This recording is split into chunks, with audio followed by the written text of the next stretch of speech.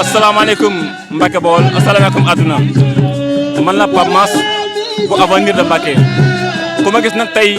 may wax ci micro bi nga xam ne KM Info di nga xam ne maa ngi wax ci avenir de Mbacke te jëm naa ne ci avenir de Mbacke yi laay commencé ci laay yem dama nuyoo nag ndax nuyoo moom su ma koy def rek dama koy waxtaan ci li nga xam ne si moom mooy li ñu boole parce que sport moo ñu boole kon su ma nuyu damay nuyu ñi nga xam ne ñoo nekk moo sport pare fi jamono toll nag tey mbégte la ñëw a waxtaanee moo tax ñu nuyu ñëpp di ziar nag képp koo xam yaa ngi bëgg KM Info ci fii nga xam mooy fi ñu Mbacke Bawol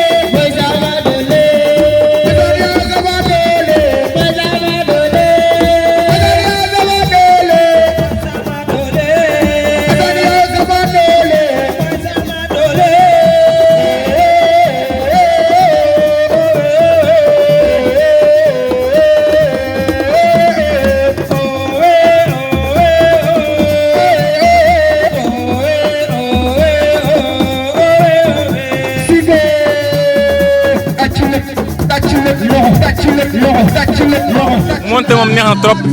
mais population Mbacké vraiment ñoo ci jàpp commencé que ci président bi nga xam te si mooy Mouhamadou Badiane nga xam ne moom mooy président équipe bi wàcc ci gën a xeebu tey waa Mbacké ñoo ci jàpp surtout nag dirigeant avenir de Mbacké yi su ma limee rek dinaa juum mais su ma waxee coordinateur bi Serigne Mor Djiri Diagne rek ak Socé ak Pape Talla Baye Laaj Ndiaye lim naa ñëpp parce que ñooñu vraiment ñoo nekk ay jàmbaar yoo xam ne dañoo ñëw rek jàpp ko gëm ko yàlla te ànd ko xale yi kon suñu tollee fii ñu toll tey ñooñu dañ cee liggéey bu am solo mais surtout nag population Mbacké parce que population Mbacké ki ci gën a xeebu rek soo ko séenee muy dem avenir la bëgg ci xolam kon li ñu monté tey ji mën naa ne mérite la parce que ku liggéey fayeeku te tey mën naa ne waa Mbacké dañoo liggéey parce que bépp dirigeant bu nekk avenir Mbacké rek Touba ak Mbacké sala bépp ku nekk Touba ak Mbacké tey liggéey nga ci équipe ren loo xam ne tey mérite na équipe fi mu nekk tey suñ ci doolee nag fi li ñuy xaar xam nañu ko parce que ñu ngi jógee national 2 wala national 1 te national 1 tey bu ñu ci tollee moo gën a métti national 2 bi ñu jógee parce que mën naa ne presque pratiquement niveau Ligue 2 la parce que fi ñu toll ñu ñëpp léegi la ñu bëgg kon fi ñu jëm nekk na loo xam ne xaaruñ ci kenn mais nag surtout nag ñi nga xam ne ñooy waa Mbacké waruñu toog di xaar ci kenn ci équipe bi championnat bi fi mu jeexee nii foofu lañ koy continuer commencé waat ko fa jëmale ko ca kaw parce que maanaam dañuy tàmbali rek continuer kon dañ leen di woo nag autorités yi baax a baax parce que football dafa cher parce que dirigeant avenir tey li ñu ñàkk ci xaalis ci avenir Mbacké mën naa ne xaalis bu jeex la te jëkkëwu ci poche kenn ku seen poche yi ak ñi nga xam ne ñooy waa dëkk bi jàppale leen mais kon ne leen gestu surtout équipe yi nekk bi dëkk bi parce que football ni ko ne loo xam léegi benn poste da ko yor mbooloo ñoo ko yore te lu benn mën yaakaar naa ñaar ñoo ko dàq parce que xaalis corrigé dafa am barke yéen jaan da koy wax saa su ne nee nañu corrigé parce que am na ñoo xam ne bu ñuy ñëw di joxe seen xaalis rek seen xaalis boobu ñu joxe rek mën na indi loo xam ne mën na jël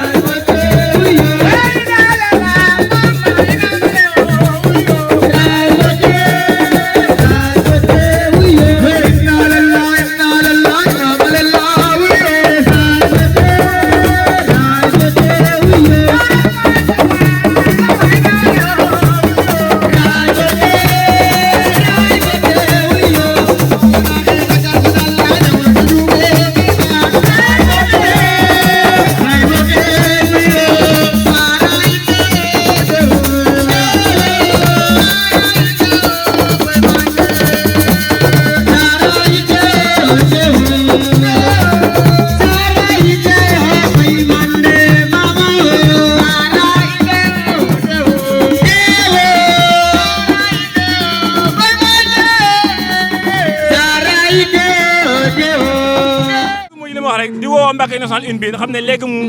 as na pare quoi di jaajëfal képp koo xam ne aussi yaa ngi suivre KM Info rek jaajëf kase